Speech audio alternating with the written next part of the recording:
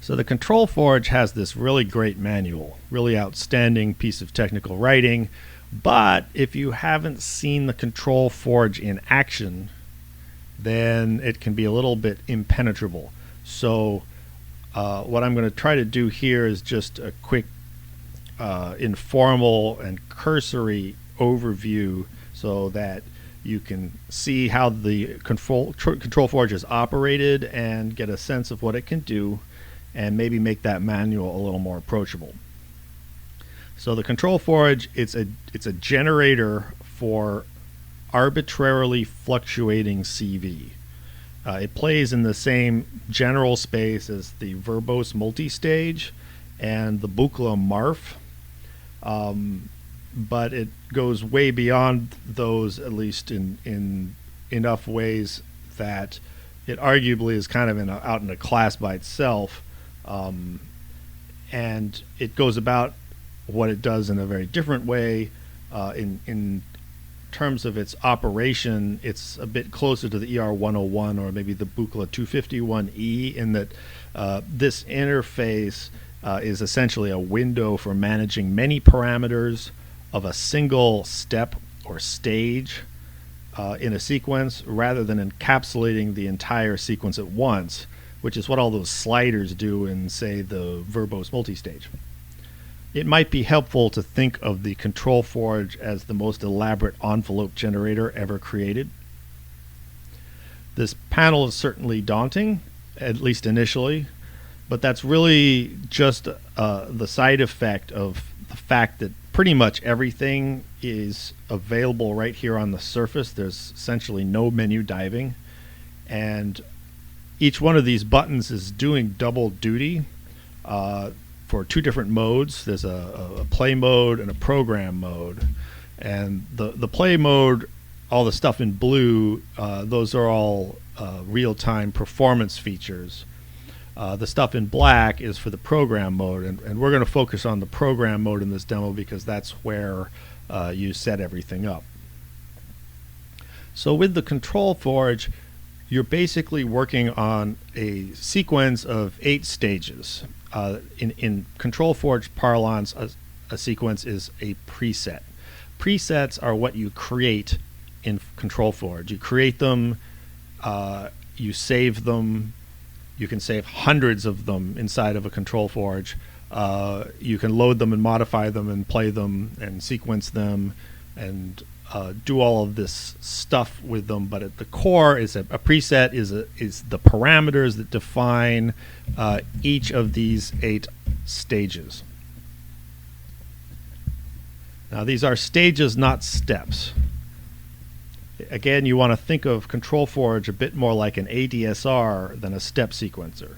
Control Forge has its own very accurate clock inside and its own idea of time. You don't clock the Control Forge externally like you would a conventional step sequencer, although technically it is sort of possible to configure Control Forge to work a bit like a step sequencer in that way. So you've got these 8 stages. Each stage has 2 primary parameters: time, which is duration, and level, which is a CV setting. It's the value in volts that is assigned to the stage.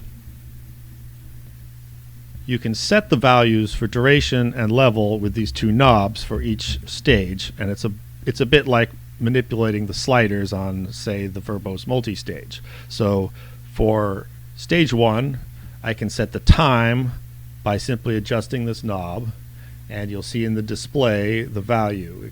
The range of the knob goes from instantaneous, 0 seconds, to very small fractions of a second, all the way up to hours. So there's a huge range, huge flexibility in terms of how long one of these stages can last.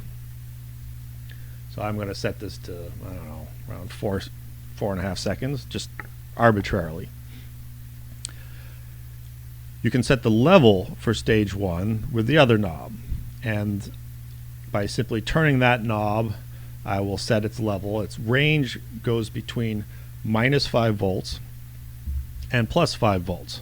So it spans 10 volts and it's bipolar. And I'll just choose something down here.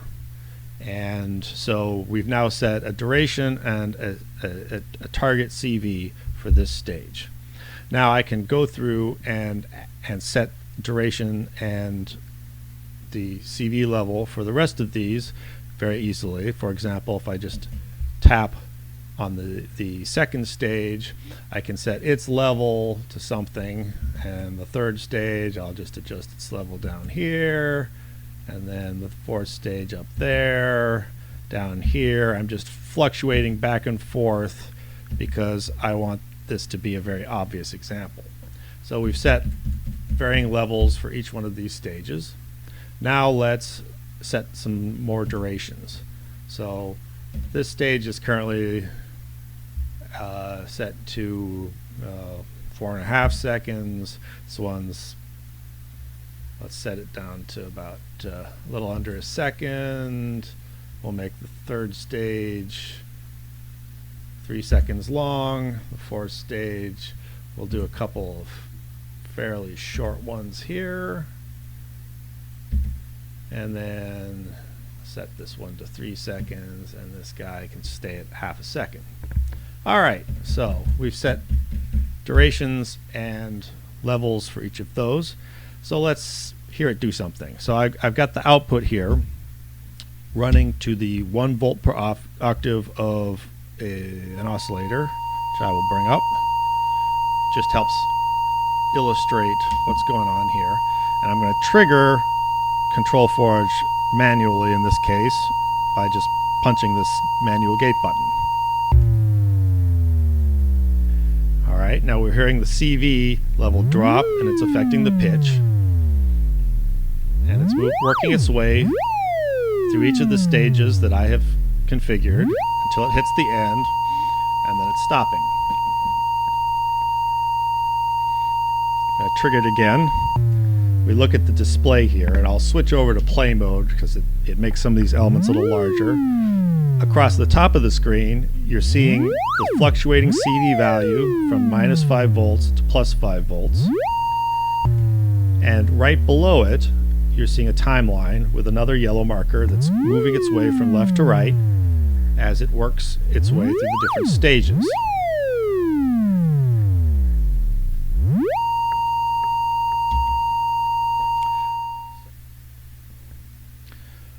So as we were listening to this play, we heard the pitch slewing up and down as the CV slewed up and down.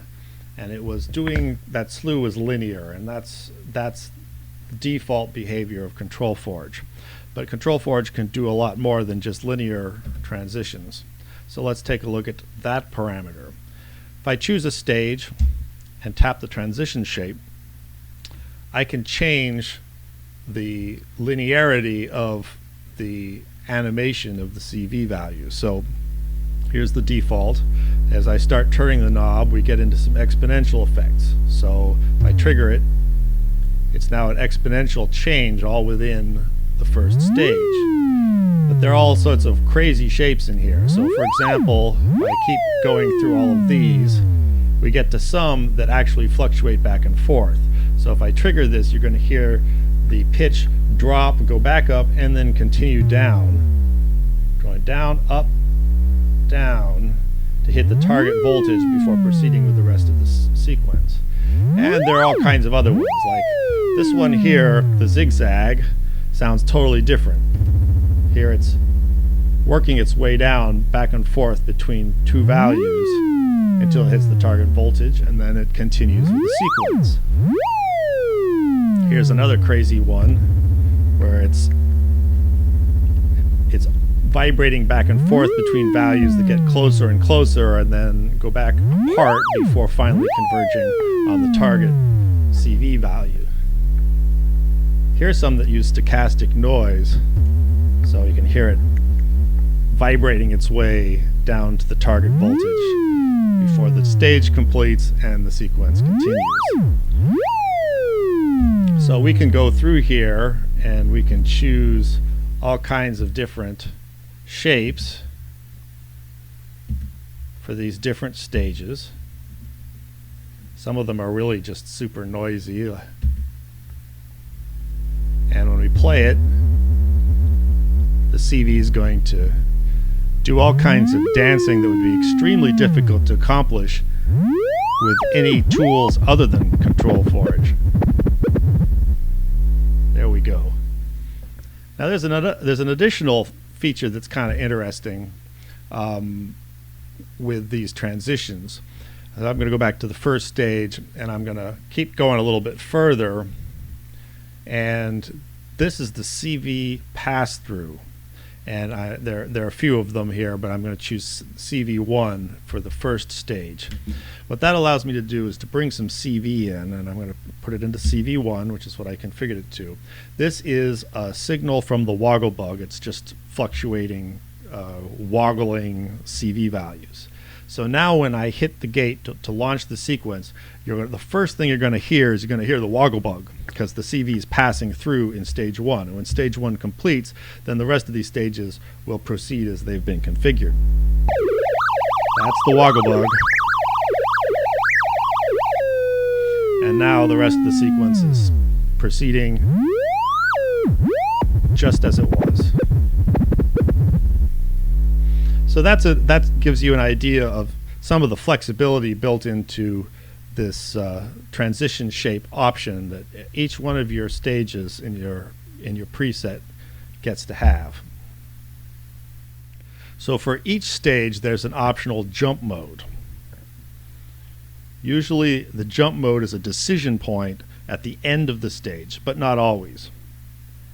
For example, if you want the sequence to stop on the 4th stage, you can use the jump mode to set it that way. So I'm going to choose the 4th stage, tap jump mode, and see the default is never. And I'm going to just change it to always at end. And then I'm going to choose jump target. And I'm going to set this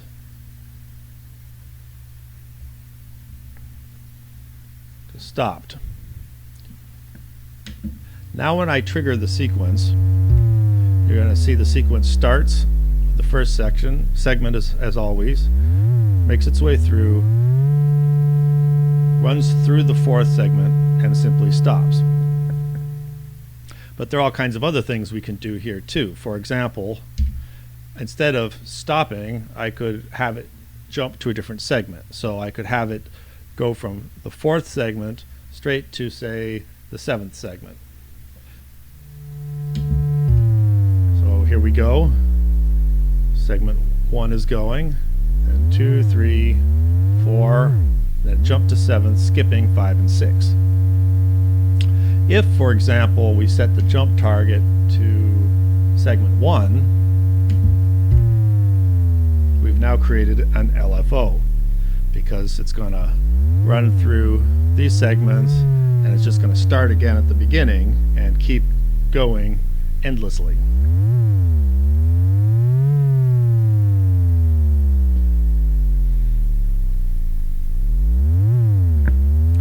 There are some other things we can do that are even more sophisticated. So, for example, let's say I wanted this thing to just stop at 4 and wait until some CV arrived to proceed. So I'm going to set it the jump for segment 4 to segment 5, and then I'm going to choose the jump mode, and I'm going to adjust this, and still we get to wait for logic rise. So this is the logic jack, and I'm just going to plug in here a cable from my pressure points from which I can generate a simple gate. And right now, when I trigger this segment, it's going to go through the first 4 segments. It's going to pause. Now when I manually generate this gate, that's going to affect the logic that's going to allow this to proceed through the rest of the sequence. So I'm going to generate that gate now. There we go. Another interesting feature of Control Forge are the triggers. There are 2 triggers, and you get trigger outputs, and you configure those simply by tapping this button. So, for example, I can configure a trigger to fire under a variety of different conditions, which I can choose with the encoder here. And there are a lot of different conditions to work with. And for example, what I'm going to do here is I'm going to choose a trigger 1. I'm going to say trigger 1 is going to fire when segment 4 is active. And the other thing I'm going to do is I'm going to set the width of that trigger. So by default, you'll just get literally a trigger, a very, very short transient out of that. But you can actually change that to be a couple of different transients, or you can set it to be the percentage, a gate essentially, that is a percentage of the duration of the segment. So in this case, I'm just going to use 100. So what's going to happen here is when I play this sequence, it's going to work its way through the sequence. It's going to hit segment 4, and during segment 4, it's going to emit a gate out of trigger 1. And then once it moves on to segment 5, there will be no more gates. So I'll just bring in here a patch to a VCA that's going to let some noise into the mix, and we're going to hear that when we hit segment 4 in the sequence. So there it goes down.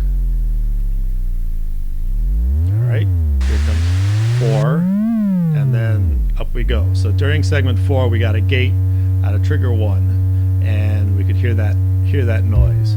So you get 2 triggers, and you can configure them to do different things, and that gives you a lot of ability to have Control Forge cause other things to happen in your patch based on where it is in its sequence.